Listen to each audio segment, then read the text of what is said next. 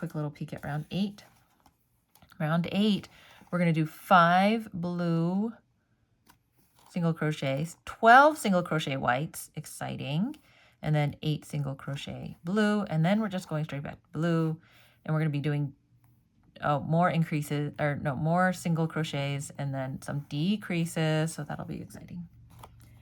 All right. Okay, so now let's get started on round 8. So like before, let me see, we just did 9. I did drop my white. I am gonna go ahead and cut my white line again here. All these yarns are gonna go inside your penguin and you won't see them. So this is totally fine the way we're doing here. I'm gonna actually tie these two together. So the white yarn from the previous one, just to kind of keep it together. I'm not going to pull too tight because I don't want it to get a weird shape, but that's fine. And then I'm going to tie this here together. There we go. Okay, so this is just going to have added stuffing, which is great to our little penguin. So as long as you don't get it mixed up with yourself as you are, as long as you don't get yourself all mixed up while you're, I'm just checking out the instructions. I'm wondering if it's going to have us stuff it. I don't see it there, but I'll double check it in a break. All right, so that's all in there. Now we're going to start the next round. So I'm going to pull out my stitch marker, boop, boop. And then we're going to do 5 single crochets in blue. Got to check my crochet head. There we go. Pull this through. Okay, I don't really like using stitch markers. You can see it's adding a little gap here, but that's okay.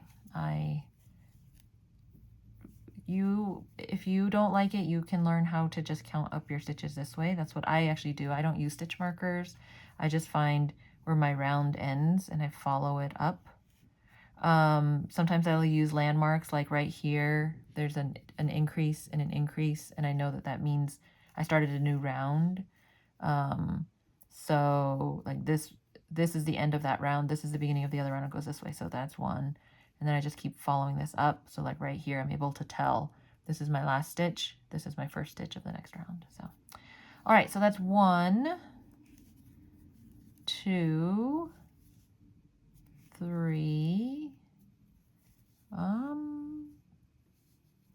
Yeah, I'm going to stop doing the stitch marker, and that way you can kind of see what it looks like to keep checking where you're at without the stitch marker. So if you want the stitch marker, absolutely keep using it. If you want to practice seeing what it's like to not use the stitch marker, you can do that too. So for example, I just started talking. Now I have to find myself again. Here's my landmark that I'm going to look for where I have 2 increases. Follow it up, up, up. Stop here. We got 1, 2, 3, 4, and what did I say? 5. And then I know that that's where I want to be because my next stitch is going to be white and it's on top of a blue. So there we go. Not going to pull the blue all the way through because that's when I need to change my yarn. So hang on a minute. My yarn's gotten stuck around a computer cord here. So I'm going to move that out of the way and find my yarn end, which is over here somewhere. Okay. Technical difficulties. There we go. There we go. Okay. I think I got it. Yep, here's my end. Gonna get that into my hand. Gonna pull back up my working side. My crochet work. Okay, holding that in place. I got my yarn. Gonna hold that in place. I'm gonna grab my white yarn, pull it through these 2 blues. Gonna pull everything and hold it tight. Now I'm going to go in to the blue stitch, pull the yarn, make sure my white yarn and my blue yarn are snug, pull up the white and close it. Doop. There we go. Now here we're going to do 12 single crochets. So I'm expecting to end up right in this exact spot on the other side. So 1, 2, something got caught in there. I could feel it. Let's try that again. Okay, 1,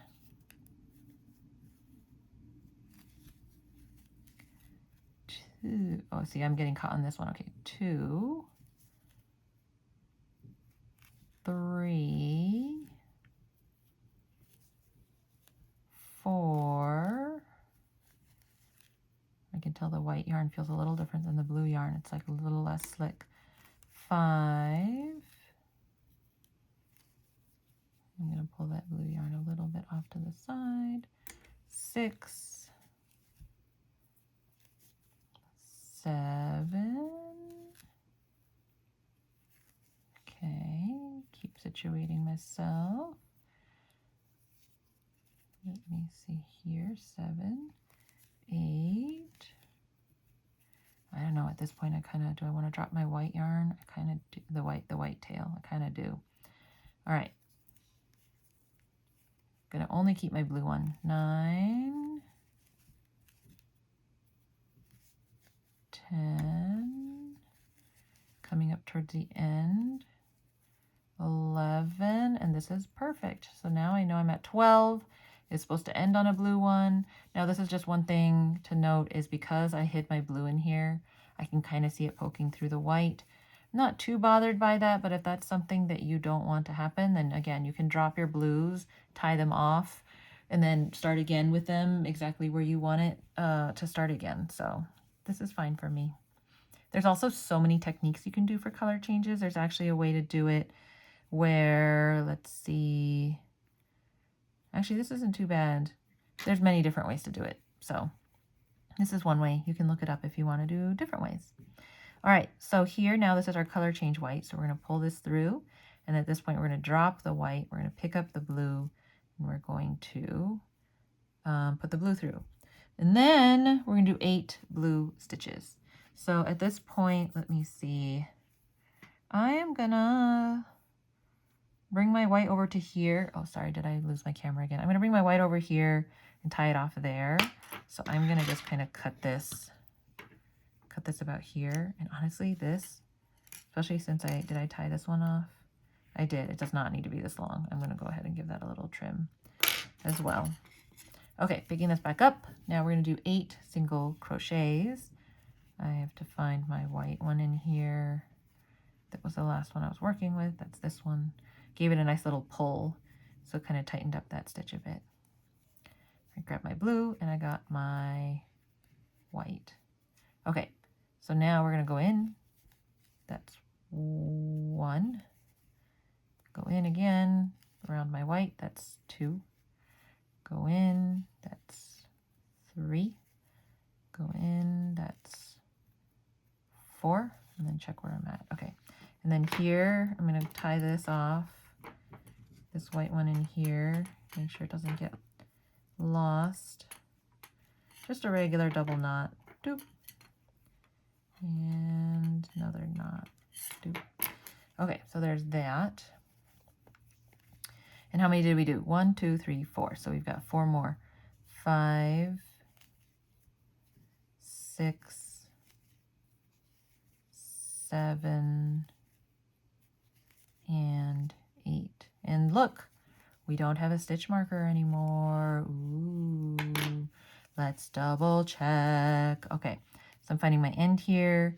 I'm finding my landmark, which is my 2 double like my increases next to each other, following this up, and there we go. So this is the first stitch of the round. This is the last stitch of the last round. So I am good to go.